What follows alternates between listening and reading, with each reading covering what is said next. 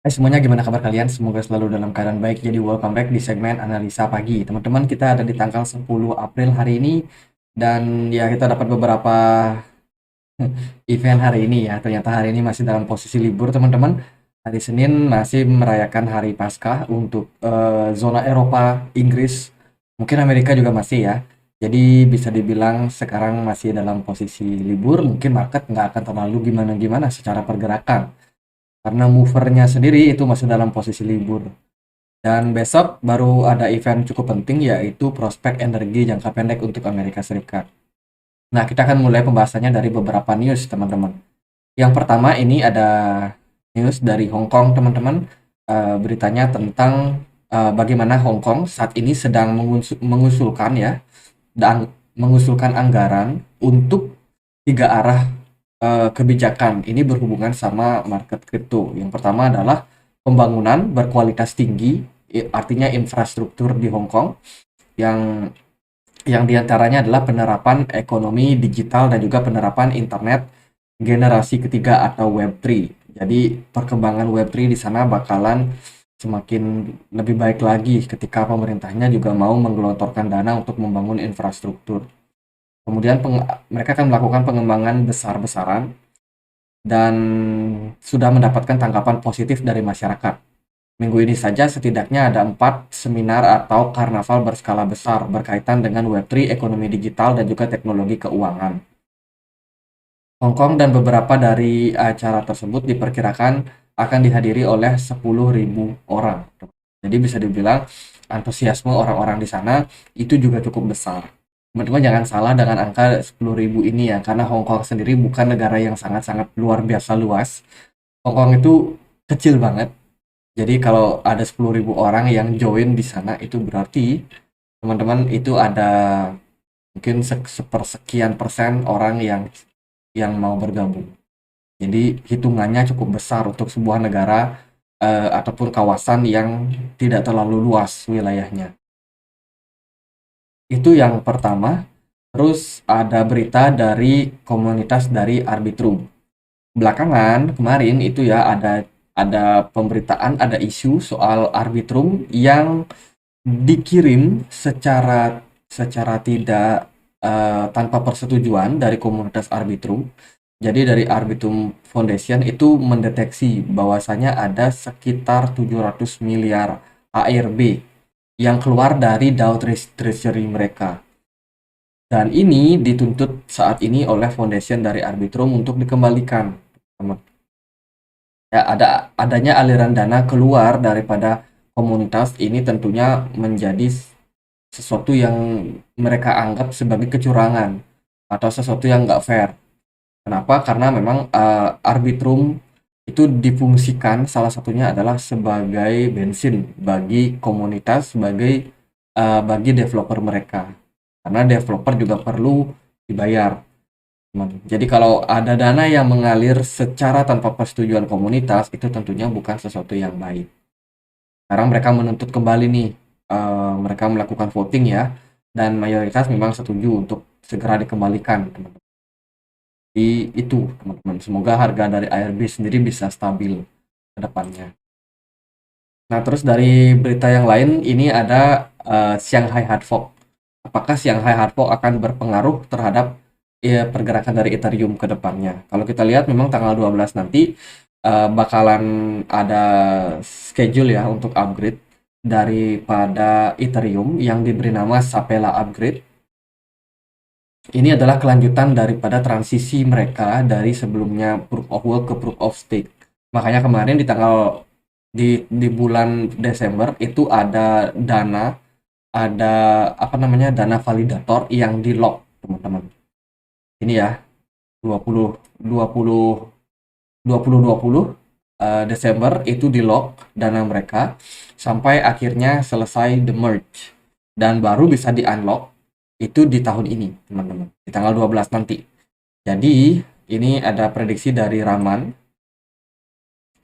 Dia memprediksi bahwa kondisi daripada Ethereum ini bakalan ada resiko short selling jangka pendek setelah unstake yang dilakukan terhadap Ethereum.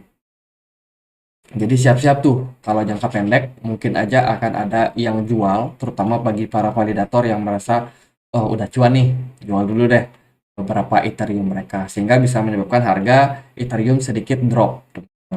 Nah, meskipun begitu, in the long run sebenarnya posisi Ethereum ini posisi unstake Ethereum ini sebenarnya nggak bakalan terlalu ngaruh terhadap fundamental daripada Ethereum sendiri. Ethereum bakalan tetap menjadi salah satu blockchain yang terbaik lah bisa dibilang yang ada saat ini. Dan tentunya pada kesempatan ini sebenarnya upgrade-nya itu lebih bersifat kepada upgrade lanjutan ya teman-teman, bukan sesuatu yang baru lagi, tapi ya melanjutkan upgrade yang sudah pernah mereka lakukan yaitu the merge, ini penyempurnaannya.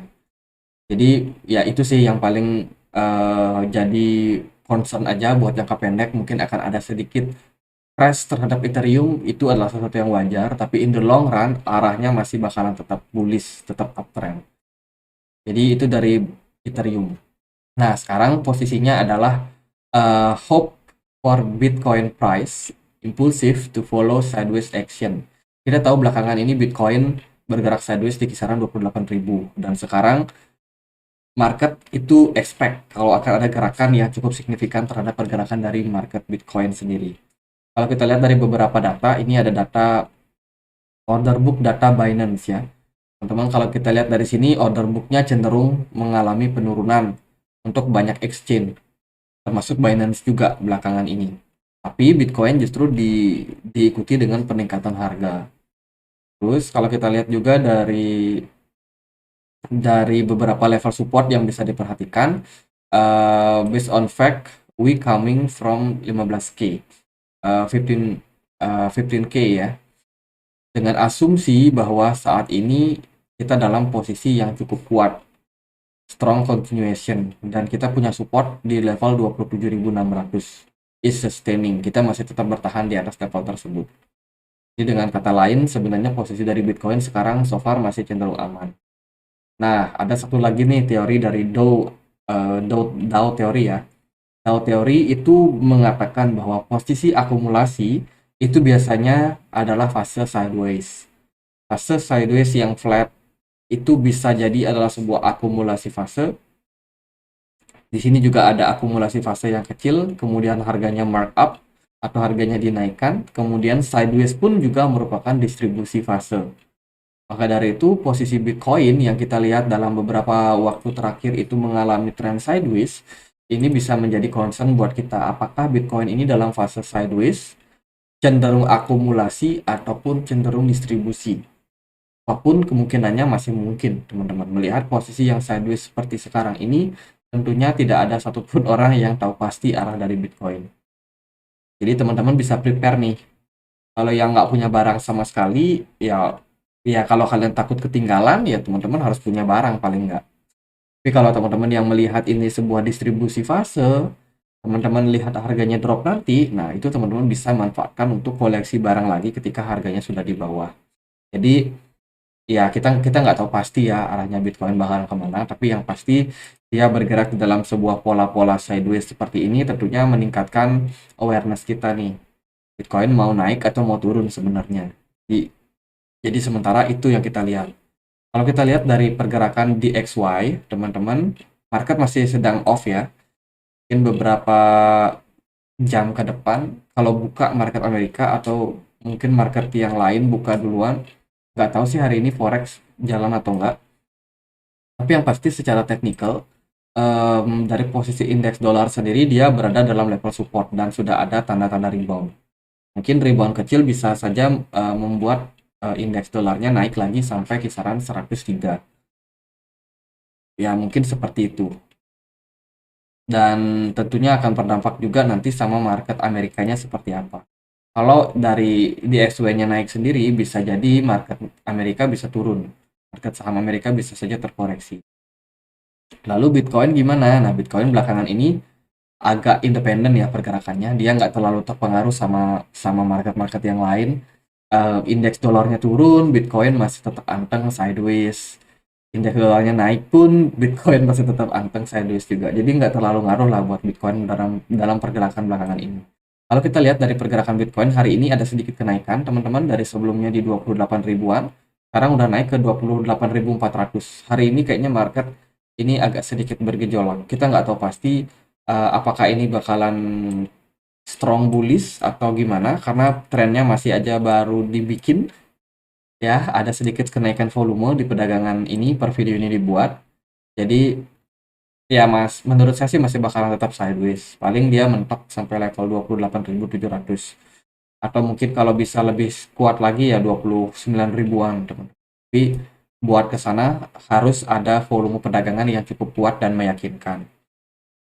Kalau dalam progres sekarang ya mungkin masih belum ya.